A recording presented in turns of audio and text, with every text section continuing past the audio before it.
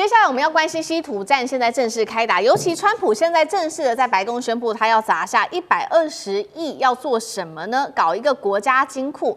另外一方面，他還拉了20個國家一起要做這個稀土相關的事業，來圍堵中國大陸。全球供應鏈現在正式的進入去中國戰時體制，能夠成功嗎？今天一起來做關心。好，剛剛特別提到了嘛，川普他啟動了這個金庫計劃，這個是國家級別的稀土儲存工程。我們趕快來看一下細節是什麼。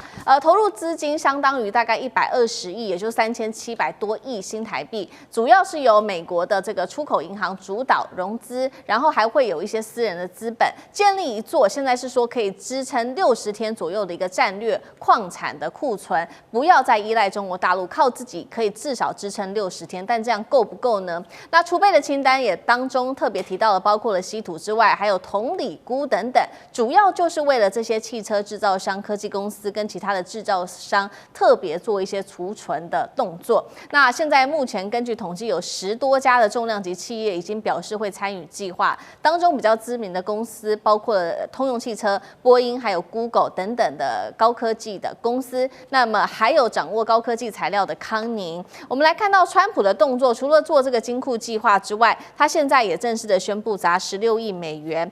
500億新台幣取得美國稀土公司這一間公司企業的10%的一個股份，所以可以說他現在是要全力的來發展稀土。幹哥怎麼看川普的這個金庫計劃？說可以囤60天，是在為戰爭做準備嗎？但是在軍事上面來講，如果是國家儲備60天，到底是否為合理？到底夠不夠？如果中國大陸又啟動這種壟斷的措施，美國有沒有辦法自己撐3個月？幹哥怎麼看？完全沒有辦法撐下去，好不好？這個金庫計劃，我跟你講，川普什麼時候都要講利益的，對不对？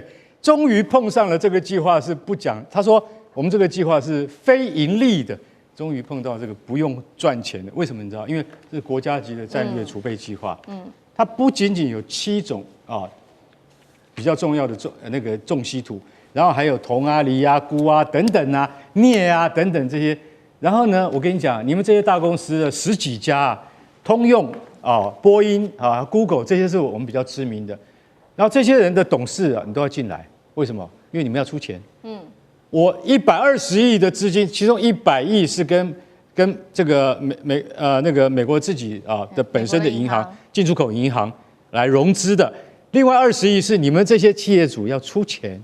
這20億美金說多不多？但是我跟你講，你們都要進入董事會，我們會派專業 CEO 去幫你幹嘛？幫你監工，就是會有特別的 CEO 來去看這些東西是什麼意思？就是說你們出錢，你們在萬一遇到國家緊急狀態，或者是你們的產業發生緊急狀態的時候，你們可以憑你們今天身為董事會的議員，可以去提領稀有金屬。也就是說，今天打起來了，跟誰打不知道，跟俄羅斯、跟中國不一定啊。打起來的时候，那我們就有什麼？我們就有高級戰略資源的儲備銀行。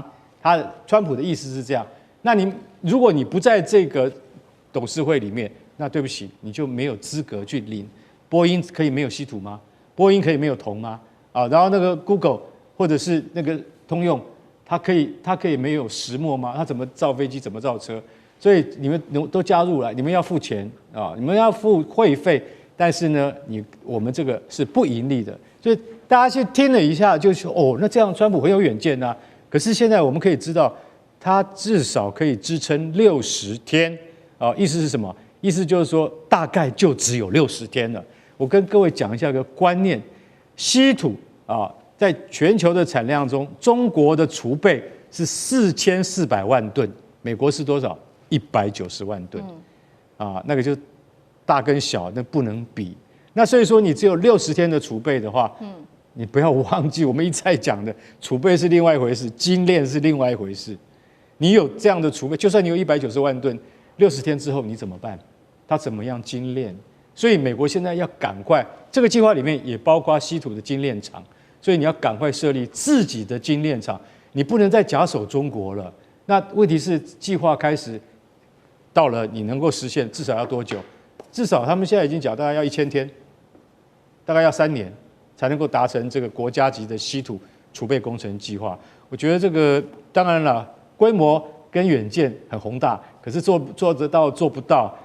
國際局勢瞬息萬變，川普說不定在你下台之前都還是做不到。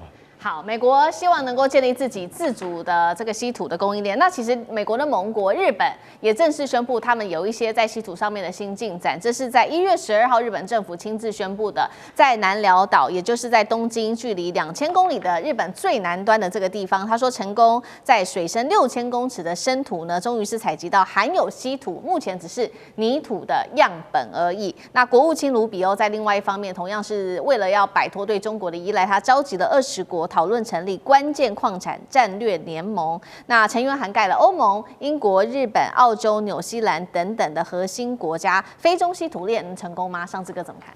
哎呀，最近其實我們看這個財經消息或國際消息，好多跟稀土有關的。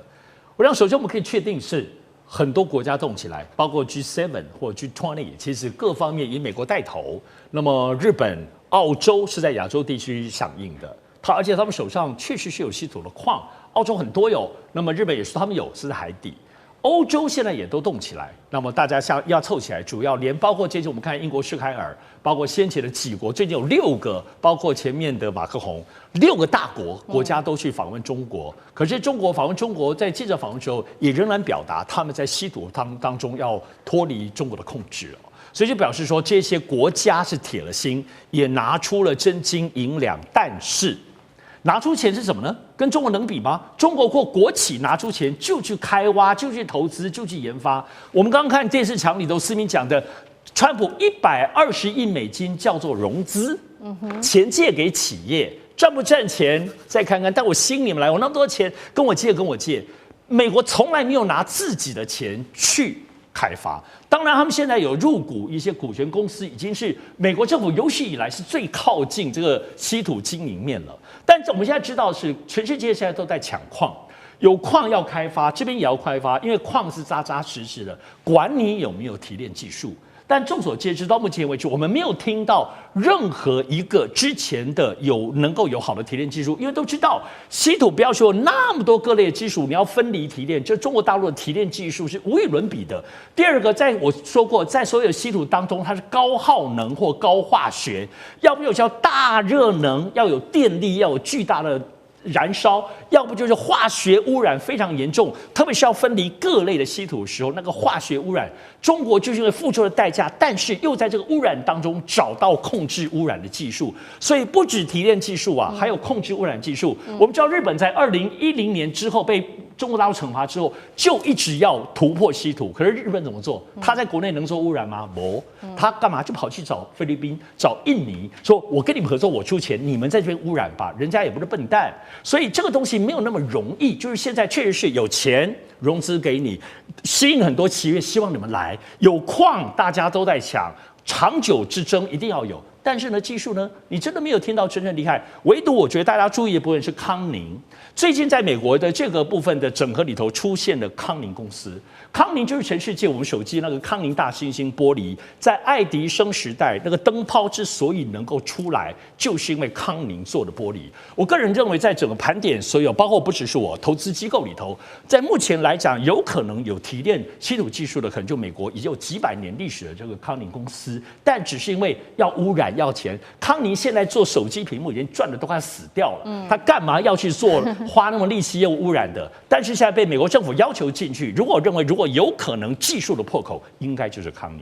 好，我們現在看到在要做稀土，這涉及到不管是精煉的技術，涉及到還有環境環保議題跟高科技的技術等等。在這種長遠來看，一邊是中國大陸，一邊是美日跟他的盟友來看這一場稀土戰的後續，艦長怎麼看？剛剛尚志兄已經說得很清楚了，制造稀土其實它真正難的是它的技術，它的 know how。我有一個礦哦，只是這個的入門的一個儀式，叫做入門的門檻而已，起手式。那現在全世界的針對做稀土的這個叫做專利有將近快要7萬項，7萬項中間中國大陸大概有60%，所以他知道的最多。那我也看過了一篇這個專門的一個這類的文章，很長，他寫的就是說，美國想要去克服這個的話，想要做到跟中國一樣的這種程度的話，這種能力，它基本上是一定是國家推动，要推动花上兆元，然後大概要10年的時間。剛剛可以看到，川普在這裡成立一個融資是120億，那個上兆元是10個1000億，你就知道這是根本是小兒科。他只是這樣子去動，他想要這樣子去做。但是如果說中國把這個稀土當做一個武器化的話，它到底會有什麼影響？我想這有短中長期。短期，美國跟他的盟友會非常的慘。我說這個短期在1年之內，他們很多會停產。但是中期大概在3年的時候，那個受害的反而是回過頭來是中國的這些稀土商，因為稀土商他大部分賺的錢，他銷售到全世界啊，你給他管制都不出去，那他怎麼辦呢？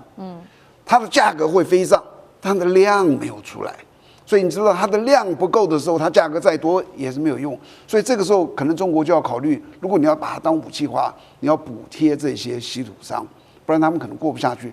然後接着是長期，長期你給他個5年10年哦，美國以及他的盟友大家一起齊心協力，他一定可以克服，沒有做不到的，但是要很長的時間。到那時候你就會發現，那個稀土的戰略的能夠威脅別人的力量會越來越小，越來越小，越來越小。所以有時候你感覺到，如果全面斷供，它是一種類似像一次性的武器。那隨着時間過去，它的效果會越來越低。那到底要在這中間採取什麼樣子的性質呢？我覺得北京會去考量。幸好不是我去考量，他們會去考量到底我哪些該限制，是怎麼限制？不是說斷供，而是說要提出個輸出許可的申請。你要很詳細的說明這東西用在哪裡。好，謝謝艦長。那我們休息一下，馬上回來。地缘政治、美中之爭、戰略價值、強權崛起、小國生